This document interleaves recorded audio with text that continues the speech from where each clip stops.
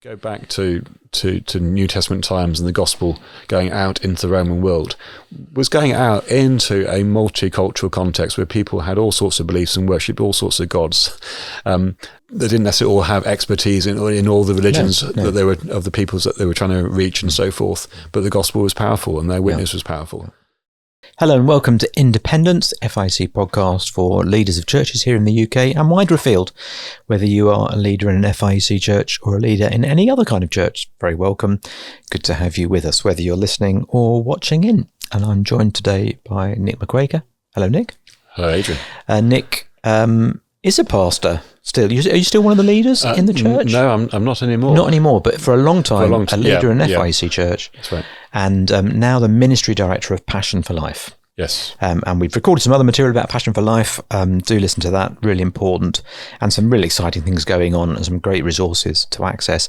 But we're here today to talk a bit more generally about the general climate and reaching out with the good news to people who live where we are, which are different kinds of places. I mean, I guess you ministered and you live in Haywards Heath.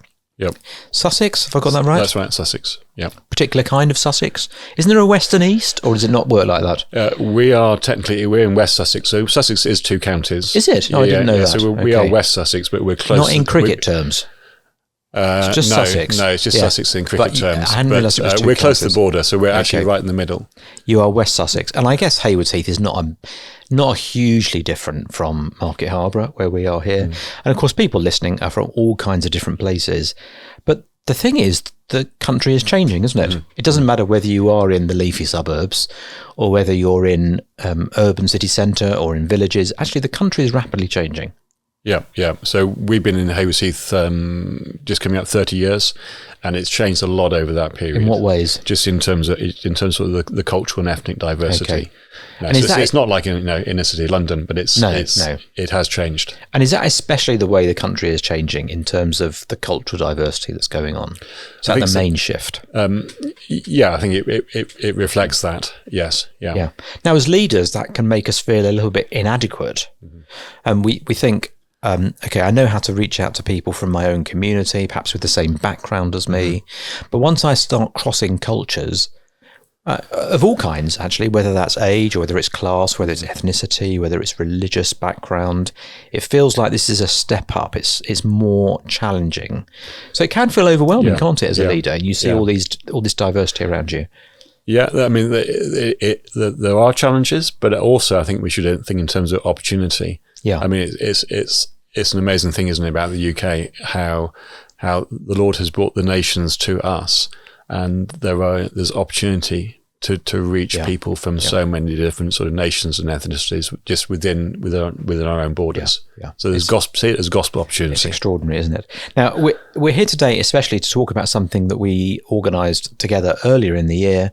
Justin Gill, who's our intercultural advisor, and Passion for Life, we worked together to organise a forum of people who are working and to reach across these different boundaries of different kinds.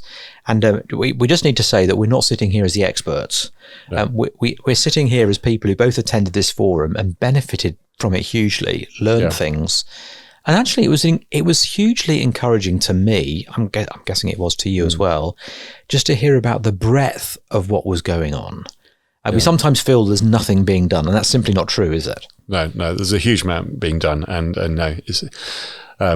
So I mean, as you say, that we convene the forum because we don't have the answers. Yes, I mean, we needed help. We recognised we needed help from those who do have the experience. Yes, it was a cry for help from you and I. Yes, yeah. And so we invited all sorts of different practitioners, some doing more sort of academic work in this area, to come together from different church contexts as well in different parts of the country, and just to discuss things together, and really for people like you and me, Adrian, to sit and listen and soak it up and just learn so much from these people. I have pages and pages of notes, and as I know you did too, and just hugely encouraging. Actually, hugely encouraging to hear that people from different faiths and from different cultural backgrounds are being saved. Now, it's harder in some areas than it is in others. We don't want to paint a picture where everything is rosy in the garden. There are some groups which are essentially unreached in the UK and other groups where the work is really, really hard. But essentially, in everybody that was there was sharing encouragements of people who are being contacted with the gospel, who are interested, people who are being saved. Yeah, yeah. Which, of course, at one level shouldn't surprise us. No. The gospel is the power of salvation for all who believe. That's right. It's for all people. And the Lord is at work to save a people for his own glory from every tribe and language and nation. Yeah. I think one of the things that really struck me about some of the stories I was hearing is that when people are brought to faith from other cultures, and especially from other religions, it can be a really costly thing. Yeah. Now, we know from the scriptures, of course, that following Christ is costly, but I wonder if in Western Britain, especially perhaps from our educational background or our middle-class upbringing, whatever it may be, actually we don't really feel the weight of that in the way that people do. So it's very moving, isn't it, to hear stories of people for whom actually the cost is tangible. Family breaks, losing family ties, sometimes risk of their own life, but it's a costly thing to follow Christ. Absolutely, yes. Yeah, so the focus of the forum was not just sort of reaching people from other cultures, but reaching people from other religious groups in particular. And for converts from other religions, the religion they're coming out from is bound up with identity and with community and with family, and so to change religion, to leave that religion behind and embrace following Christ and identify as a Christian, that, as you say, that can mean family breaks. It can mean a sort of a loss of identity and a loss of community. Yeah. Now, when we talk about people from other religions, we often just go straight into thinking how we reach Muslims. Muslims are the largest represented other religion, aren't they, in the UK? That's right. But they're not the only one. Yeah, so I think overall about 10% of the population would self-identify as adherents of a religion other than Christianity. Okay. And within that, the sort of the largest group is those who would identify as Muslim, right? Then sort of followed by... Although even within that, there will be quite distinct subgroups. There will be subgroups within that. Both in terms of sort of which branch of Islam, also what country, ethnicity. Islam, and then those who identify with Hinduism or Sikhism would be the next two largest groups. And we didn't talk about this at all at the forum, but is how we might reach Roman Catholics. Yeah. So you're right, we were looking at people who wouldn't identify as Christians, but there's a whole load of people who would identify as Christians who still desperately need the gospel. We mustn't forget them, must we? So we'll just mention that in passing. So it's not that we've forgotten those groups. We're focusing on those who are not identifying here as Christians. Tell us some of the challenges, first of all, there are in reaching across these divides for us. Yeah. Well, I think there's a sort of whole host of factors.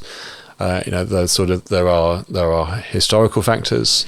There's whole sort of all the issues of post-colonialism, the legacy of empire and the attitudes and that creates. There are just the sort of the social and cultural differences. Obviously, there is differences of sort of just worldview and the way that life is conceived of. Language sometimes. And then sort of social groupings, and me especially in some areas where there are sort of quite monolithic communities of people who would adhere to a particular religion, and they in some ways are sort of quite self-contained and quite hard for people from outside that community to sort of penetrate and create relationships. Before we moved to Market Harbour, I served in East London, so I've been in that sort of community. Lived 8 years in Mile End, where a very, very large Bengali Muslim community. In fact, not just Bengali, Sylheti Muslim community, and that's exactly like you're describing. Very hard to break into, very self-contained. Yeah. And then, I think that there are other sort of factors which create particular challenges. So there's obviously what's happening within the UK culturally, and concerns about immigration and sort of fear of Islam and so on, which can sort of just create tension and sort of perhaps fears, both fears for people who belong to those communities and maybe fear in our own hearts as Christians, or just worries about sort of offending people. Saying the wrong thing. And then what is happening in the sort of the countries of origin. So things that are happening in India with the rise of Hindu nationalism and so on can have a bearing upon how communities within the UK view things, both those Hindu communities and those trying to reach them. Now, I think all of that makes me feel a bit overwhelmed. I think I'm not a specialist in any of these areas. I don't really understand any of these religions in enough depth to have a huge apologetic discussion about them. And I guess a lot of people do feel that way. It feels slightly overwhelming. But one of the things that came through at the forum for me was that we do need specialists in each of these areas. So we do need specialists in Islam, we do need specialists in Hinduism, but actually there are remarkable opportunities as well. So for example, people of other faiths are very often willing to talk about their faith. They're willing to engage in a way that people who are Christian or nominally Christian just aren't. So it's easy to be overwhelmed, isn't it? But we mustn't be.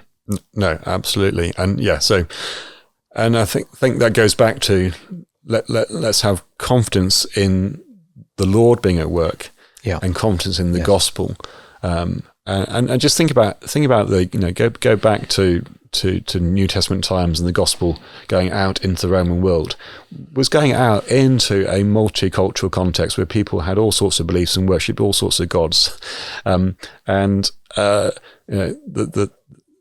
those as Christians went out with the gospel into that world.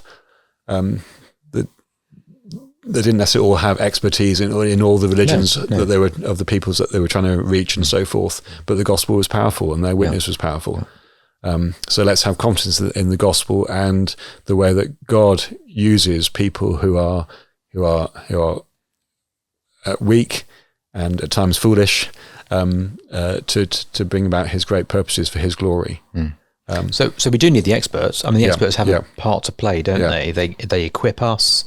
They're able to step into situations perhaps that we couldn't step into. We do need someone who's going to stand at Hyde Park Corner and be able to have a debate that probably maybe you and I couldn't have in quite the same way because they've got the background knowledge. But there is something that each of us can do. We need to. I mean, you said to me earlier a phrase I liked, which is we've got to somehow cut through the complexity. Because there are real complexities. There's no point denying them. There are real complexities, but we do have to somehow get through those, don't we, and come out the other side. So I think I think it's that matter, sort of trying to cut through the. Let's not be naive. So let's recognise the complexity. Let's realise that there are maybe some particular challenges of reaching people from a different culture, or people who would adhere to a different religious faith. But recognise that then beyond that complexity, perhaps there are just some simple things that we can sort of learn to do, just to avoid making terrible sort of cultural faux pas that just offend people and make it difficult to move forward. So I think this is where I know I need help, and where it's really helpful to listen to those who've got the understanding, experience, the expertise, and just for them to teach us some of the sort of the simple do's and don'ts. So there are some basic things to grapple with that will get you a long way. I think that was one of the takeaways for me.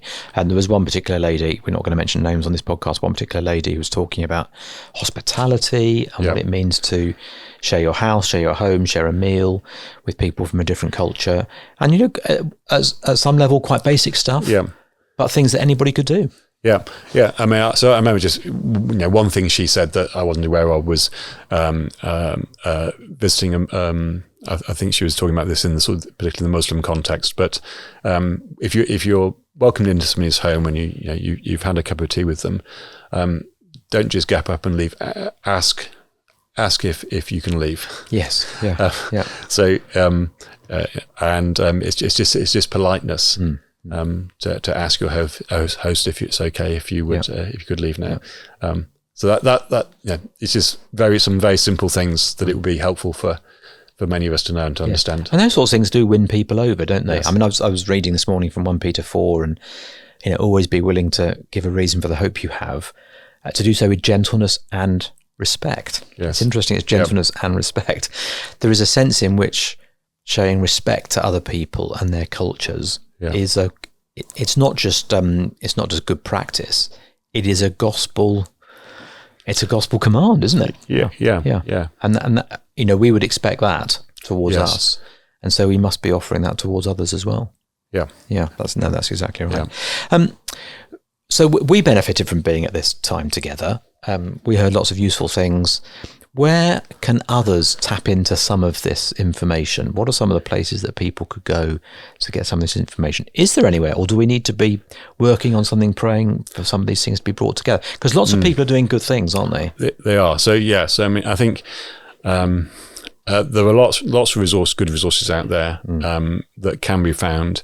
I think we probably need to try and do some more to sort of just help people find them. So it's one of the things that we want to do with the Passion for Life is not just produce resources ourselves, but to do a lot of signposting to where you can find the resources that you're looking for that others have produced who've got that particular expertise. So that's something that we, in this area, we will be working on.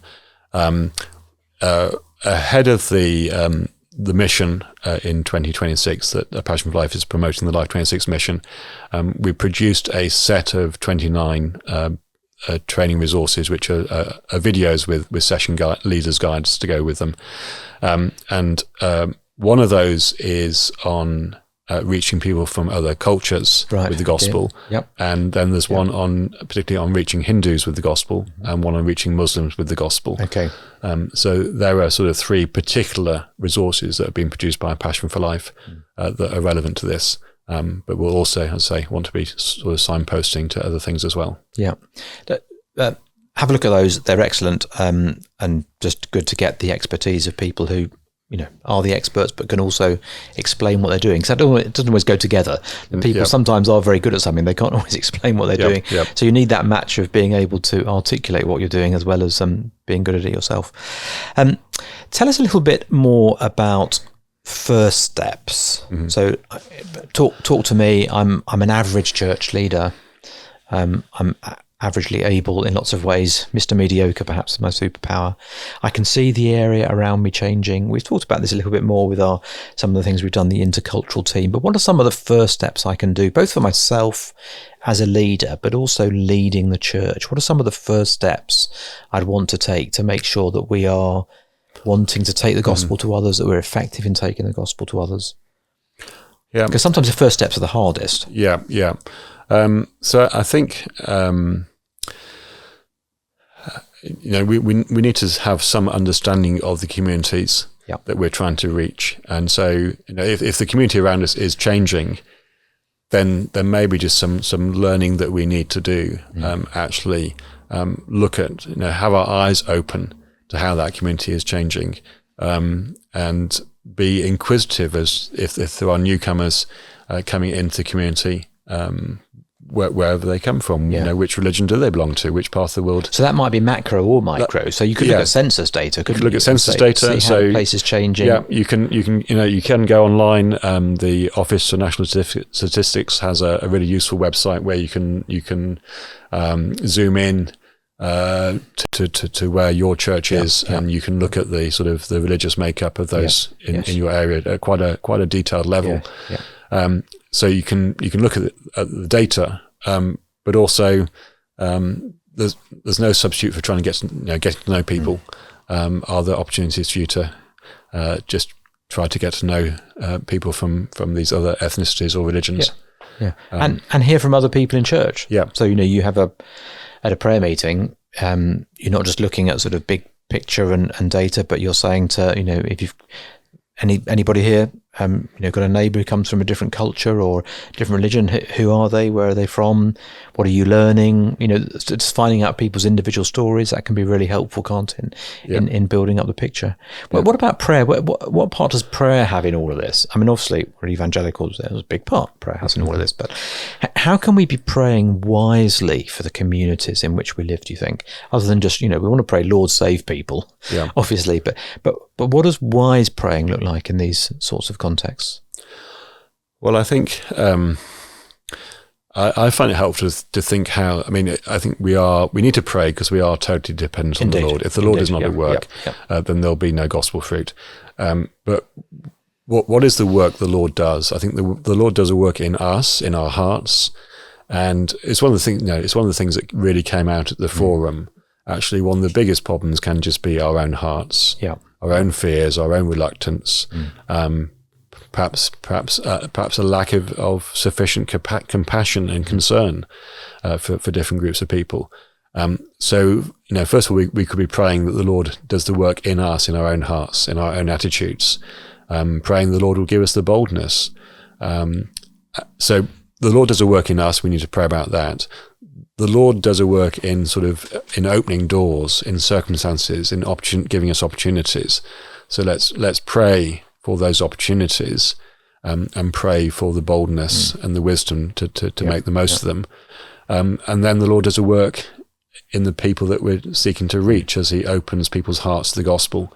So pray for the people that we're seeking to reach. So I think those three areas: praying about ourselves, our own hearts, praying for the opportunity, praying for the people we're seeking to reach. Let's explore that the first one a little bit more, because you're right, that did come through very strongly actually from one contributor, which is a helpful rebuke to us, I think, to say we need to always be asking the question, if we're not making much progress or not doing very much in this area, there may be all kinds of practical reasons, there may be all kinds of obstacles to overcome. We've got to be honest about those, but the biggest obstacle might well be our own hearts. Yes. I found that very convicting. I know you did too. I did as well, yes. That actually, it's just that, he expressed it, we just don't care enough. And we've got to own that, haven't we? Yeah. We've got to be able to say, yes, Lord, that is right. We haven't cared enough about this. Please forgive us. Yeah. And we've got to ask for our hearts to be changed. So we want to pray for that. How else are our hearts going to be changed? What other things are going to make a difference for our hearts? Well, I think so. Yeah, I think it can be that we just don't care enough, and we need to pray for that heart concern for lost people. Then I think often the other issue is sort of fear and lack of confidence. So it's interesting how when Jesus is briefing his apostles for mission, say in Matthew chapter 10, both for the immediate mission and the long-term mission, how much Jesus addresses the topic of fear. It is fear so often with all of our witness to Christ and evangelism. It is fear that so often holds us back. Which is why when the church gathers in the book of Acts, they're praying for boldness.